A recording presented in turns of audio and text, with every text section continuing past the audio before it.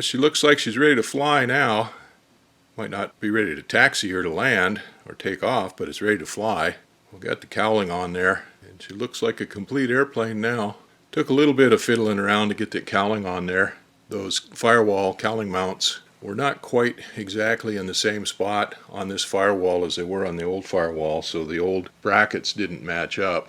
I made the new brackets. I had to do a little bit of fiddling with it to get them to fit on there, or to get the cowling to fit on. I had to fiddle with the brackets and adjust them a little bit and do a little bit of tweaking here and there. But I got it to fit up. It fits up pretty nice now. I'd wanted to clean that cowling up a little bit, repaint it, and paint the top of the cowling flat black to match the top of the boot cowl. But it just running out of time. Just too many things came up and didn't progress the way that I wanted to, so I'm not going to be able to get that done. So the cowling is a little bit weather worn there. Some of the paint's peeling off the nose bowl and it's scratched a few places here and there, stuff like that, but it's perfectly serviceable. And I got the new prop spinner on, so she looks complete now up there on that end. This is a Cub Crafters cowling. It came with the airplane when I bought it. Of course, I bought this airplane originally in 2001. It was a Cub Crafters rebuild. It was an original Piper airplane that they did their magic with, and so it had their cowling on the front end of it. I like this Cub Crafters cowling better than the Piper cowling. The original Piper Super Cub cowling had 4 channels that ran off of each, one of them ran off of each one of those firewall brackets, that like the ones I made up, and then came attached there and came out and attached to the nose bowl. And then there was a centerpiece up here that screwed into those brackets, and the doors screwed into those brackets. Actually, the centerpiece fit over the door hinges, and then the same on the bottom. There was a bottom piece that popped in there, and they're pretty easy to take apart. I think they just had like 4, I don't remember whether they're Zeus or Southco or some type of quick fastener like that, that just fit over them and popped everything together and held it down. So it was easy to pop off, and it had big doors that hinged open, and you could just about do an engine overhaul through those doors. One of the things that I didn't like about the Super Cub doors is the latches they had to hold the doors down. They just had 2 little suitcase latches on there. I never did think they were very sturdy. They always afraid they were going to pop open in flight. They rattled and everything else, and I never had one pop open in flight, but they sure didn't feel very comfortable. This Cub Crafters cowling, I think it has bigger doors on it than the original Cub cowling. I'm not sure, but it closes up with 4 Southco fasteners down here on the bottom, so it fastens up a lot more securely, in my opinion. The other thing about the Cub cowling is that all of the panels and everything come off real quick, but you can't get the nose bowl off. You have to pull the prop to get the nose bowl off. So doing some of the work around the front end of it, like changing the starter or working on the alternator, changing the belt, different things like that, you have to pull the prop off to get the nose bowl off to get in there to work on it. You got to have a mechanic then to come in and pull the prop and put it back on and everything.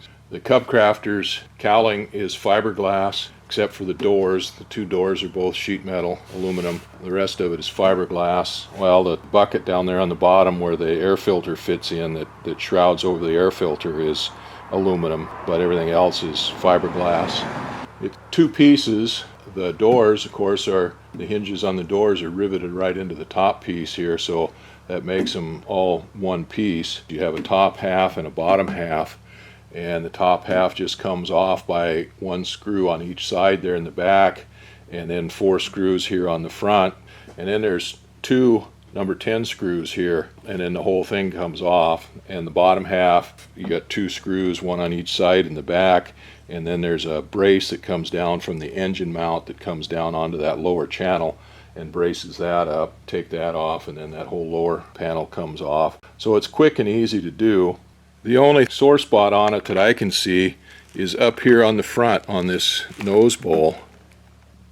There's just a cheap rectangular piece of aluminum in there. I think it's about 1/4 inch thick by about 1/2 inch wide, and it goes down. It's got a little joggle in it here to go around some of the fiberglass work down here, and it just goes down, and it's held in with 4 screws on each side. That's kind of a chintzy thing in my opinion. Kind of reminds me of a Jippo logger doing a repair on a piece of equipment to keep going for the week, or an old farmer doing a repair on a piece of his equipment so he can get his crop in before it starts raining. Cub Crafters does some fantastic engineering stuff, and then they come up with some phony thing like that to stick in there and keep using it. It's kind of like drilling a hole in the upper door half there to clear the fuel drain in the wing. And you have to be careful on this because the ring gear, the flywheel, is right there, and so if it's not put in there right, that flywheel and ring gear rubs on that piece of aluminum, that brace or bracket that's in there.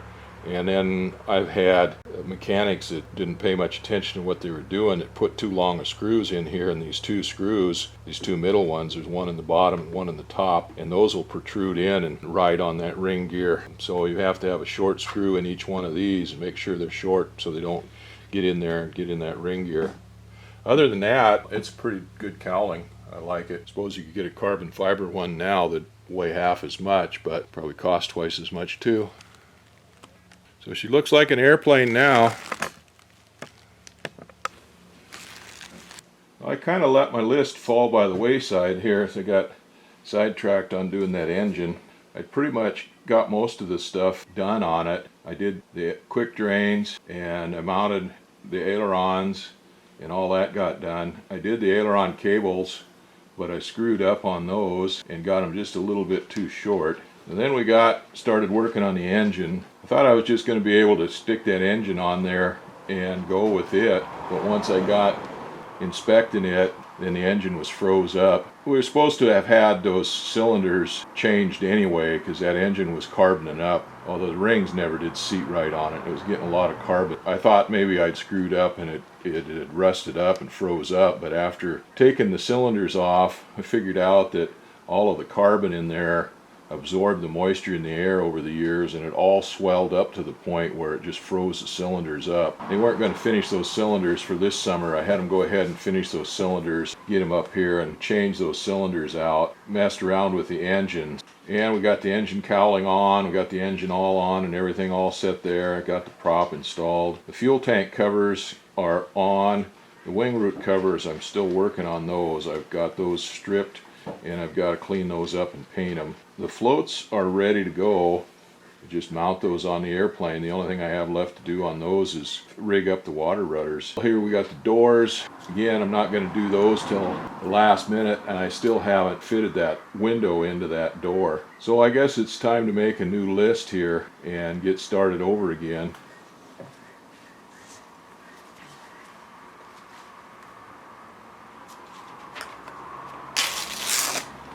Well, I took the seats out because I had to get in underneath the instrument panel to fix that noise suppressant capacitor. I had to change the position on it. So I had all the seats all in and mounted up. I took one of the seat cushions back to the lady that did the upholstery on it to have it modified. So we've got to install the seats again. Rear seat belts. Got to fit the door window, install the doors.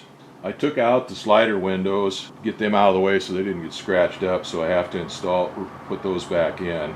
The battery, I've got to put the battery in. I've got it on the charger now. The elevator cable, still have one turnbuckle on there that I need to tighten up and get it safetied. Need to safety the flap cables. Need to paint wing root fairings. I just put in the new battery in the ELT and I've got it all hooked up. So I still need to arm the ELT, but I'm not going to do that till we put it in the water. So the aileron cables, now I screwed up on those and got them a little bit too tight so the turnbuckles wouldn't tighten up tight enough. And I talked to my mechanic about it, and he went to the parts people and he was able to get a longer forked end for the turnbuckles. And I thought that was going to solve the problem. Well, I went to put those on yesterday, but the fork's not long enough. See, these forks are quite a bit deeper on the old forks than on the new forks, and they won't fit on the control horns. So I guess I'm back to square one. I've got to pull those aileron cables out of there and do new aileron cables. Didn't really want to do that too bad, but I don't see any other solution for that. That's what I got to work on now is aileron cables, or one of the things. We got a nice day today, not raining, so I probably should go work on these wing root fairings. So then the only thing else we got to do is install inspection covers, and then I've got to fit float attach fittings, and then I got to weigh the airplane. Got to figure out some way to weigh the airplane so we can do weight and balance on it and everything. And then we can install the floats and then rig the water rudders. Kind of disappointed that these forks didn't work there. That would have solved a lot of problem. It had taken me 10 minutes to install the new forks and probably another half hour or hour to rig the ailerons, but that's not to be, so